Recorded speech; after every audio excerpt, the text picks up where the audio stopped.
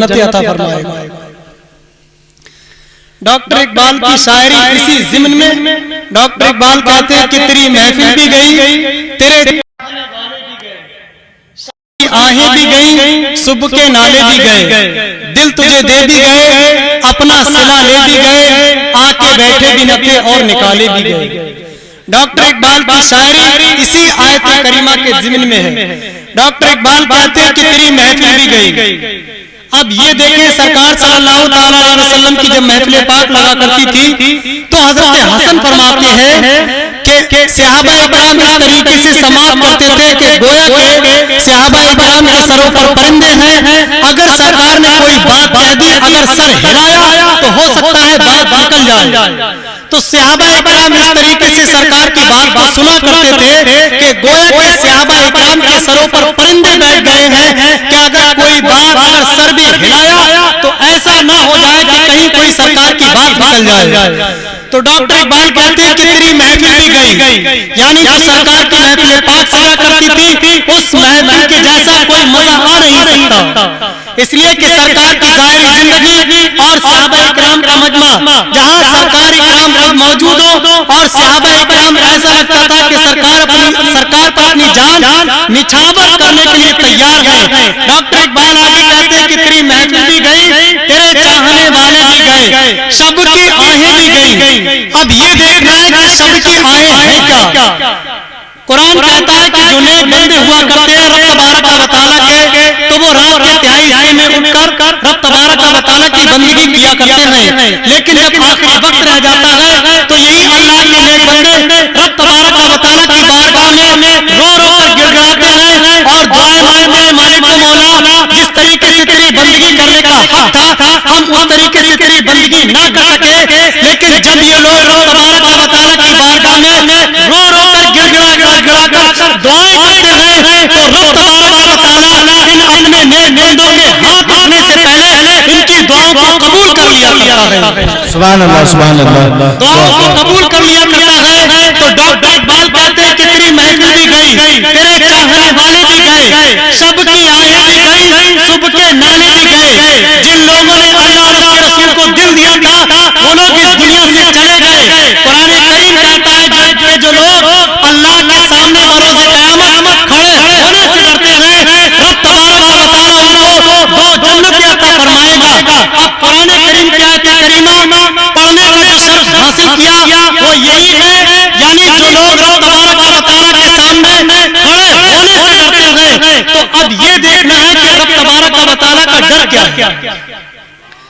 तो मैं आपको बताऊं डर क्या है। सरकार इरशाद फरमाते हैं रासुल हिकमती मखाफतुल्लाह, यानी हिकमत की जड़ अल्लाह का डर है। यानी जिस इंसान के पास में भी अगर अल्लाह का डर है तो ये समझ ले कि उससे बड़ा कोई दाना और दानिशवर नहीं है। कुरान कहता है इन्नमा यख्शल्लाह मिन इबादिल उलमा, अल्लाह के बंदों में सिर्फ रब तबारक व तआला से वही डरते हैं जो इल्म वाले हैं। अब इसकी तफसीर करते हुए हजरत इमाम गजाली फरमाते हैं जिन लोगों के पास में इल्म तो है लेकिन वो रब तबारक व तआला से डरते नहीं तो वो लोग आलिम ही नहीं। इमाम गजाली फरमाते हैं कि जिसके पास में डर है वही हकीकत में आलिम है और जिसके पास में इल्म नहीं वो आलिम नहीं है। तो गोया क्या पता ये चला कि जिस इंसान के पास में इल्म है और इल्म के साथ साथ अमल भी है तो वही इंसान ये समझ ले हकीकत में आलिम है, वरना जिसके पास में इल्म हो और अमल ना हो वो इंसान आलिम नहीं हो सकता। बेशक सुभान अल्लाह। बाकौल इमाम गजाली, हालांकि उलमाए किराम ने बहुत सारी तफसीरें की, लेकिन जो मुझे आपको समझाना है सिर्फ लफ्ज़ खौफ समझाना है। रब तबारक व तआला का डर किसे कहते हैं? तो डर इंसान की दिल की वो कैफियत हुआ करती है कि इंसान रब तबारक व तआला के डर के बिना पर गुनाह छोड़ दे, इसी को डर कहा जाता है।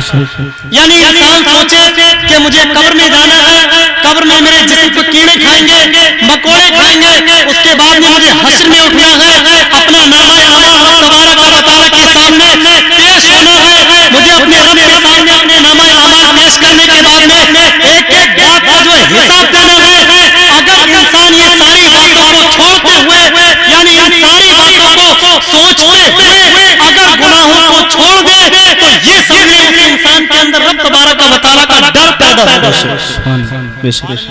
اگر وہ انسان رب تبارک و تعالیٰ کی نافرمانی کرتا ہے تو یہ سمجھ لیں، یہ سمجھو سرکار ارشاد فرماتے ہیں الایمان بین الخوف والرجاء، یعنی ایمان جو ہے وہ خوف اور امید کی کیفیت کا نام ہے. اب یہ سمجھے کہ انسان رب تبارک و تعالیٰ کے ڈر کو اپنے اوپر کب غالب کرے، تو بزرگوں نے فرمایا کہ انسان رب تبارک و تعالیٰ کے خوف کو اور ڈر کو جوانی کی حالت میں اپنے اوپر غالب کر لے. اب پوچھا گیا حضرت انسان اپنے امید کب لگائے؟ اگر وہ اس نے 100 انسانوں کو قتل کر دیا، اس نے بے شمار گناہ کیے، تو وہ اپنے آپ میں امید کب کرے؟ تو کہا کہ اگر انسان بڑھاپے کے اندر پہنچ گیا تو وہ اپنے آپ میں نہ مایوس نہ ہو، نہ امید نہ ہو، اس لیے کہ رب کہتا ہے لا تقنطوا من رحمت اللہ، اللہ کی رحمت سے نا امید مت ہونا. سبحان اللہ، واہ واہ سبحان اللہ. علماء کہتے ہیں کہ جوانی کی حالت میں رب تبارک و تعالیٰ سے ڈرنا جتنا ہو سکے، اور جب تم پہ بڑھاپا آ جائے تو تم نے جو گناہ کیے تھے جوانی کی حالت میں رب سے نا امید یا مایوس مت ہونا، بلکہ یہی امید رکھنا کہ میرا اللہ بخشنے والا ہے. میں آپ کو بتاؤں یہ محفلیں جو ہوا کرتی ہیں نا، ان محفلوں کا بہت بڑا مقصد ہوا کرتا ہے. اگر ایک انسان بھی یہاں پر اپنے گناہوں پر آنسو بہا دے اور رب تبارک و تعالیٰ اس انسان کے گناہوں کی بنا پر ہو سکتا ہے اس کے دریائے میں جوش آ جائے اور ایک انسان کے توبہ کی بنا پر ساری محفل کو بخش دے. ایک نہیں بلکہ سینکڑوں واقعات تاریخ کے اندر موجود ہیں. میں آپ کو بتاؤں حضرت سلیم بن منصور ارشاد فرماتے ہیں، ان کے والد حضرت منصور بن عمار یہ تقریر کیا کرتے تھے، لوگوں کو سمجھاتے تھے. جب ان کا انتقال ہو گیا حضرت منصور بن عمار